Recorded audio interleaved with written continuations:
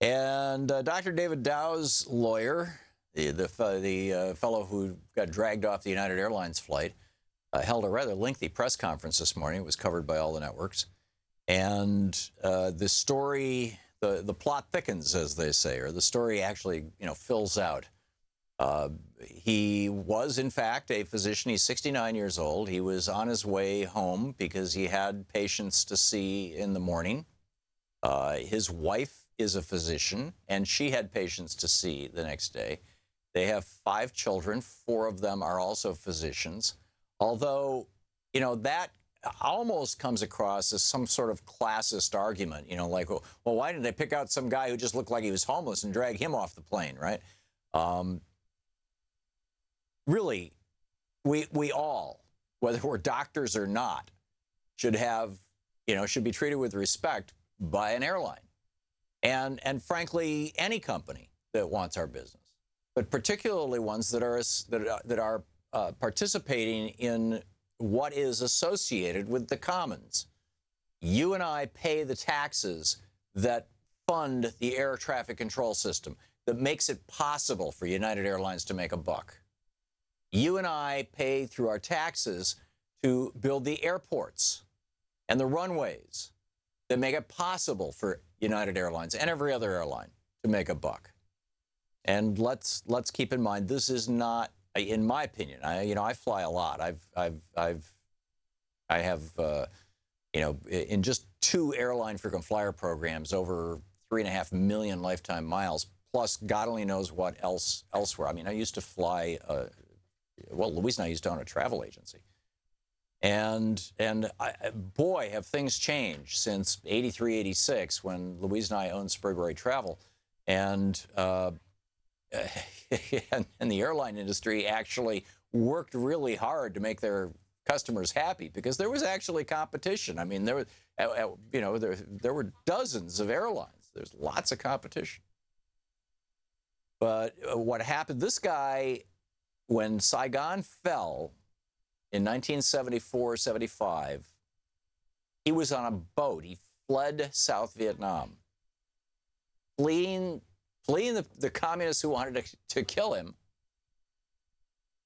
And he told his lawyer, this was more terrifying than that. And he told his lawyer he has no recollection of running back onto the plane and saying, just kill me, just kill me. He apparently, well, it could be that he had a PTSD episode, or it could be that his injuries were so severe that his brain wasn't working right. He suffered a concussion. A concussion means that your brain is bruised. Concussions are really serious stuff, especially for somebody 69 years old. He also suffered a broken nose, broken sinus bones. He's going to have facial reconstructive surgery. He lost 2 teeth. You got 3 goons who beat the crap out of this guy. I mean, there's just no other way to put it. This is police violence, condoned and supported by both the city of Chicago and by an airline. Police violence as a dimension of a business plan. There's something just fundamentally wrong with that. Extraordinarily fundamentally wrong with it.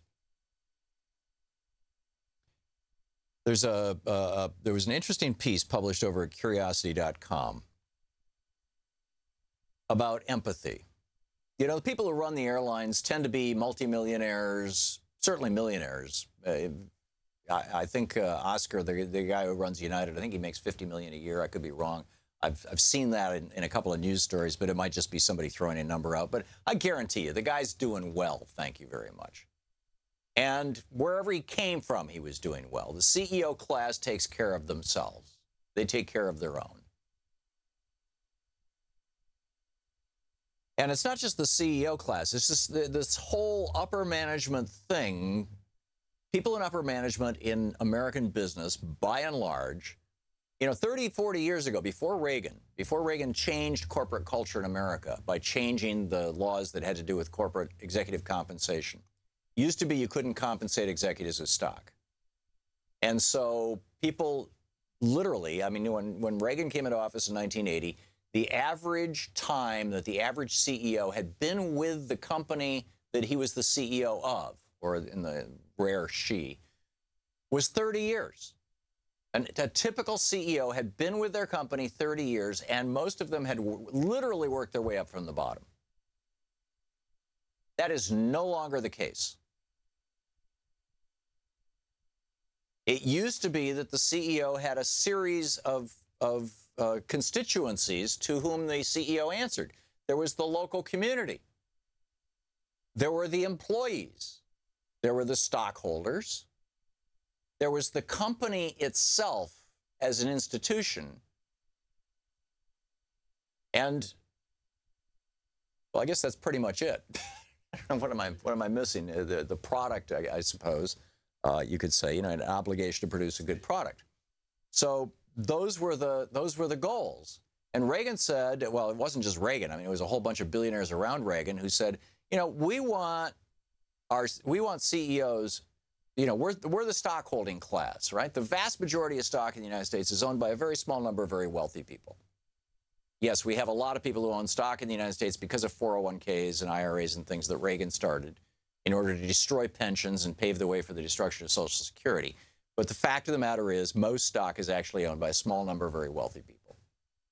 And basically what they said during the Reagan era was, we want the CEOs of these companies in which we own stock to start looking out for us first.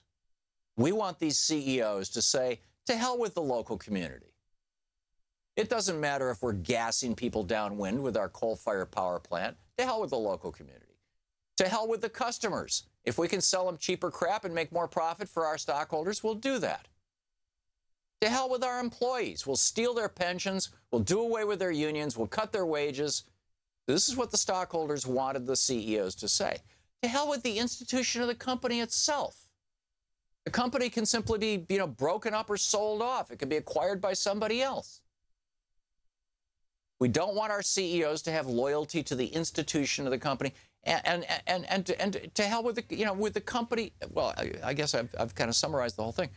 And so by changing the rules of compensation so that CEOs could be paid with stock, then, hey, if most of your money is coming from stock, then you've got an incentive to jack up the value of that stock, right? You get paid with stock. Say the stock right now is selling at $30 a share, and you get a million shares, vested to you. That doesn't mean you're getting, $30 million in stock. That doesn't happen until you take the stock and sell the stock. So you wait until, you do something, right? Lay a bunch of people off, make the factory dirtier, whatever, make more profit.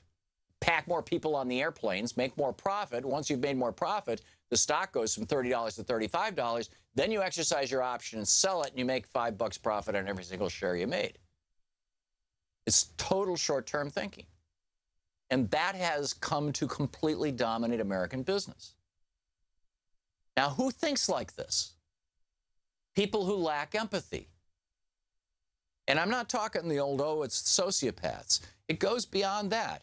This is this remarkable article in Curiosity.com. It's titled, "The Rich Are Less Empathetic Than the Poor, According to Research." And this is a study that was done by Arizona State University neuroscientist Marco Varnum. It was published in peer-reviewed journal, Culture and Brain.